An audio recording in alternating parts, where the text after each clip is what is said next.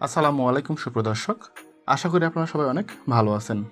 মাত্র একটি ট্যাবলেট ব্যবহার করে 1 থেকে 1.5 বিঘা জমির ফসল বাড়ানো সম্ভব। কি অবাক হচ্ছেন? অবাক হওয়ার মতোই।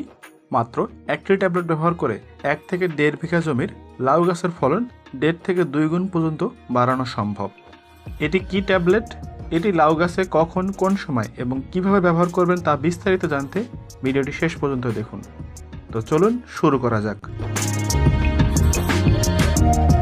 অনেকেই কমেন্ট করে জানতে চেয়েছেন লাউ গাছের ছোট অবস্থায় করা বা কচি লাউ পচে নষ্ট হয়ে যাচ্ছে, কিভাবে সমাধান করবেন। এই বিষয়টি ভিডিওর শেষ অংশে দেখাবো ইনশাআল্লাহ। সুপ্রিয় দর্শক, নিয়মিত কৃষি সমস্যা ও নতুন নতুন ভিডিও সবার আগে পেতে চ্যানেলটি সাবস্ক্রাইব করে পাশে থাকা বেল আইকনটি ক্লিক করুন। এই ট্যাবলেটটি ব্যবহার করার ফলে আপনার লাউ গাছে ফুল ঝরে পড়া, লাউ গাছে ফুল না আসা, লাউ গাছে লাউ বড় হচ্ছে না, অথবা 1টি থেকে 2টি লাউ ধরার পর লাউ গাছে আর স্ত্রী ফুল আসছে না, এই সমস্যাগুলির সমাধান পাবেন এই একটি ট্যাবলেট ব্যবহার করেই। দর্শক, আমার হাতে যে ট্যাবলেটটি দেখতে পাচ্ছেন এর মূল উপাদান হলো জিব্রেলিক অ্যাসিড। এটি মূলত গাছের বৃদ্ধি নিয়ন্ত্রক হরমোন। এটি বিভিন্ন কোম্পানি বিভিন্ন নামে বাজারজাত করে থাকে, যেমন touch grow, growth tab, Taurus, জাদা ইত্যাদি। যারা ইন্ডিয়া থেকে দেখছেন তারা এর মূল উপাদান জিব্রেলিক অ্যাসিড এই জিনিসটি দেখে কিনবেন। এটি ট্যাবলেট এবং পাউডার দুটি হিসাবেই পাওয়া যায়। আপনারা আপনাদের আশেপাশের কীটনাশকের দোকানগুলোতে খোঁজ করুন। এই ট্যাবলেট গাছে স্প্রে করলে আগাম ফুল ফল ধরে, ফুলের সংখ্যা বৃদ্ধি করে, ফুলের গঠন, আকার, ওজন এবং রং সুন্দর করে। অর্থাৎ ফলন বৃদ্ধির জন্য এই ট্যাবলেটের দ্বিতীয় কোনো বিকল্প নেই। আমাদের দেশে অনেক কৃষক ভাই এই সম্পর্কে জানে না, যার ফলে এই ট্যাবলেট ব্যবহারও করেন না তারা। এই ট্যাবলেট মূলত দুটি উপায়ে ব্যবহার করা যায়। প্রথমে চারা রোপণের 15 থেকে 20 দিন পর একবার এই ট্যাবলেট স্প্রে করে দিবেন। স্প্রে করার নিয়ম হচ্ছে ট্যাবলেটটি 1/4 নিতে হবে। তারপর একটি পাত্রে সামান্য পরিমাণ পানি নেবেন। এবার এই পাত্রের মধ্যে 1/4 পানির মধ্যে ছেড়ে দিবেন। পানিতে ট্যাবলেটটি দেওয়ার সাথে সাথেই দ্রুত মিশে যাবে, অনেকটা দেখতে ম্যাজিকের মতো। একটু খেয়াল করে দেখুন।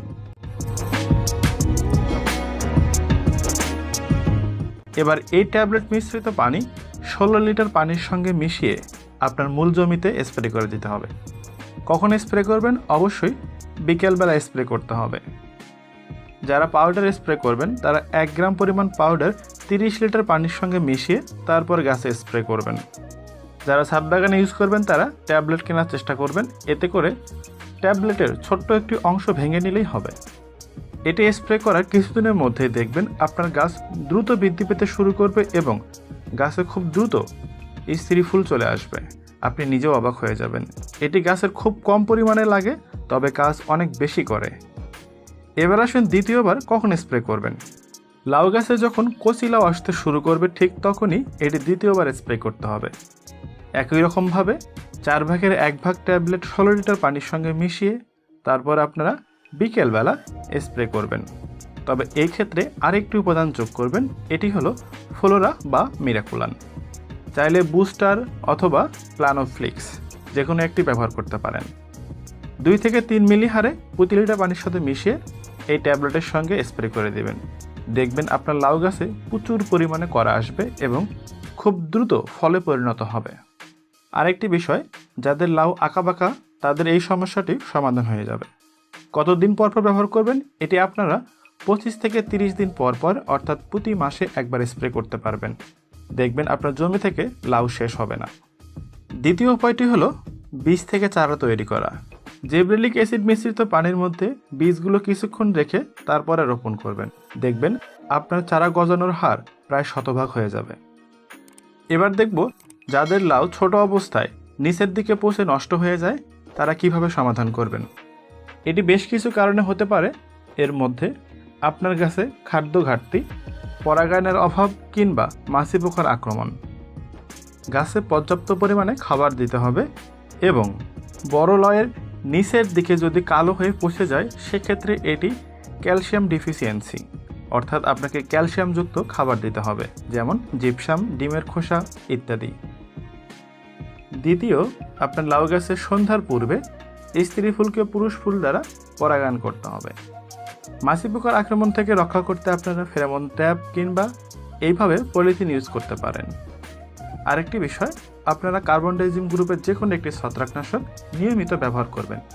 ভিডিওর কোনো অংশ বুঝতে অসুবিধা হলে অবশ্যই কমেন্ট করে জানাতে পারেন। এছাড়াও আমাদের ফেসবুক পেজে এবং গ্রুপে আপনাদের সমস্যার কথা লিখে গাছের ছবি তুলে SMS করতে পারেন। ইনশাআল্লাহ চেষ্টা করব সঠিক পরামর্শ দেওয়ার। ধন্যবাদ সবাইকে। আসসালামু আলাইকুম।